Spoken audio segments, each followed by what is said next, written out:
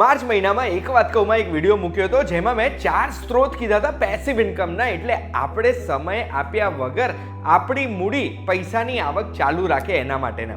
એમાં તમારી તો ઘણી બધી કમેન્ટ્સ આવી, જે કમેન્ટ્સમાં વચ્ચે મને તુષારભાઈની કમેન્ટ દેખાઈ અને એક વાત કહું ના, પહેલી વખત સુપર થેન્ક્સ, 40 રૂપિયા મળ્યા. Thank you so much Tusharbhai.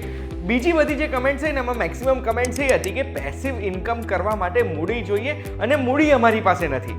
એટલે જ જો તમે જાણવા માંગતા હોય કે 5-5 હજાર રૂપિયાથી આપણે પહેલી 5 લાખની મૂડી કઈ રીતે ભેગી કરી શકીએ, તો એના માટે ધ્યાનથી સાંભળજો. હું તમને એક વાત કહું.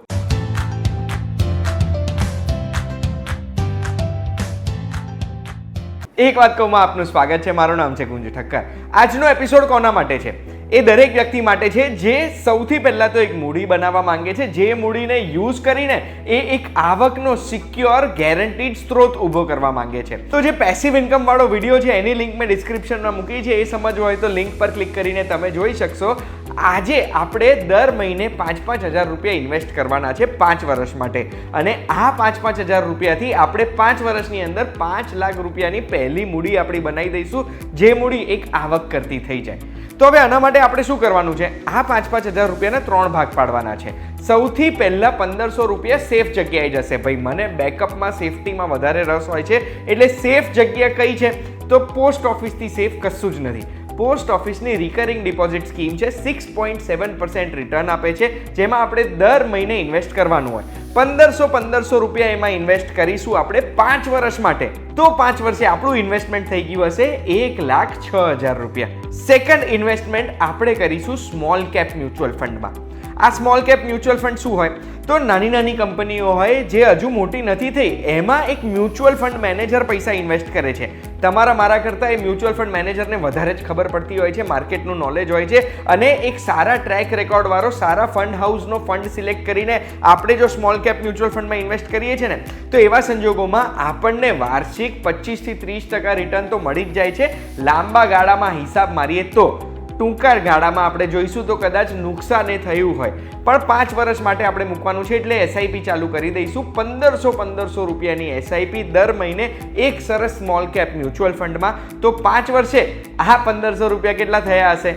1,71,000 રૂપિયા, અગર આપણે વાર્ષિક 24% રિટર્ન બી જો ગણીએ છીએ. સ્મોલ કેપ મ્યુચ્યુઅલ ફંડમાં એક સાથે વધારે ઇન્વેસ્ટમેન્ટ એટલે ના કરાય, કારણ કે આ એક બહુ જ રિસ્કી ઇન્વેસ્ટમેન્ટ છે. એવું બી થાય કે આપણું રિટર્ન ઝીરો બી થઈ જાય, પણ મેં તો તમને પાસ્ટ વર્ષોનો ટ્રેક રેકોર્ડ ગણીને આ હિસાબ માર્યો છે. ત્રીજો ભાગ જશે 2,000 રૂપિયા દર મહિને મિડ કેપ મ્યુચ્યુઅલ ફંડમાં.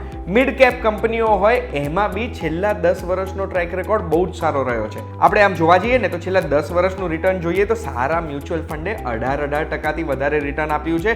ઘણા મ્યુચ્યુઅલ ફંડે તો 20-22% આપ્યું છે. આપણે ગણીશું 18%.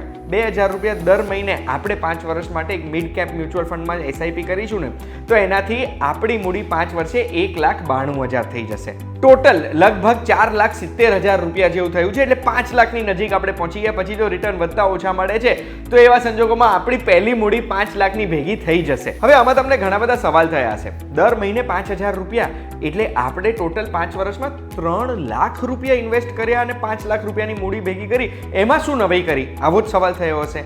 પણ મારે તમને એ જણાવવું છે કે કોઈ પણ ઇન્વેસ્ટમેન્ટ આપણે કરીએ છીએ તો એનું કમ્પાઉન્ડિંગની અસર દેખાતા 8, 9, 10 વર્ષ થાય છે. 10 વર્ષે ક્રેઝી રિટર્ન મળે. અત્યારે તો આપણે ખાલી એક ડિસિપ્લિન કેળવવાનું છે. આપણી જોડે મૂડી નથી, એ મૂડી ભેગી કરવા માટે, અને એના માટે મારી પાસે તમારા માટે 2 ટીપ છે. પહેલી ટીપ શું છે? આપણે જે ઇન્વેસ્ટમેન્ટ કરવાના, સેવિંગ કરવાના ને, એ મહિનાની શરૂઆતમાં કરી દેજો. આપણી જોડે પગાર આવે ત્યારે જ આપણે 5,000 જો ઇન્વેસ્ટ કરી દઈએ છીએ, તો એટલા 5,000 આપણી જોડે ઓછા રહેશે આખા મહિનામાં. જેમ ઈએમઆઈ કપાઈ જાય છે ને, મંથ એન્ડ આવતા પૈસા નથી રહેતા, એમ ઇન્વેસ્ટમેન્ટ બી કાપી દો દર મહિનાના સ્ટાર્ટિંગમાં. એનાથી શું થશે? ઓછા પૈસા હાથમાં હશે, એટલે આપણને પૈસા ઓછા વાપરવાની ઈચ્છા થશે. આપણો ફોન 1-2 વર્ષ માટે લાંબો ચાલી શકે છે. આપણે શોપિંગ ઓછી કરી શકીએ છીએ, બહારથી ખાવાનું ઓછું મંગાવી શકીએ છીએ, કે પછી આપણા સબસ્ક્રિપ્શન આપણે જે દર મહિને અલગ અલગ લઈએ છીએ એમાં આપણે કંટ્રોલ કરી શકીએ છીએ. આમ જોવા જઈએ ને તો 5,000 રૂપિયા એટલે દરરોજના 160 રૂપિયા થયા. અગર રોજે આપણે 100-160 રૂપિયા વેડફી નાખતા હોય ને, તો આપણે આ 3 લાખ શું 5 લાખ શું કોઈ મૂડી ભેગી ના કરી શકીએ. પણ સ્ટાર્ટિંગમાં જ 5,000 ઇન્વેસ્ટ કરી દીધા તો એ આપણને 5 લાખ ફ્યુચરમાં મૂડી બનીને બહુ જ કામમાં લાગી શકે છે. બીજી ટીપ એ છે કે મ્યુચ્યુઅલ ફંડમાં જેટલું લાંબુ આપણે ઇન્વેસ્ટેડ રહીશું ને એટલું આપણા માટે સારું છે. એ આપણે ટ્રેક રેકોર્ડમાં જોઈ શકીએ.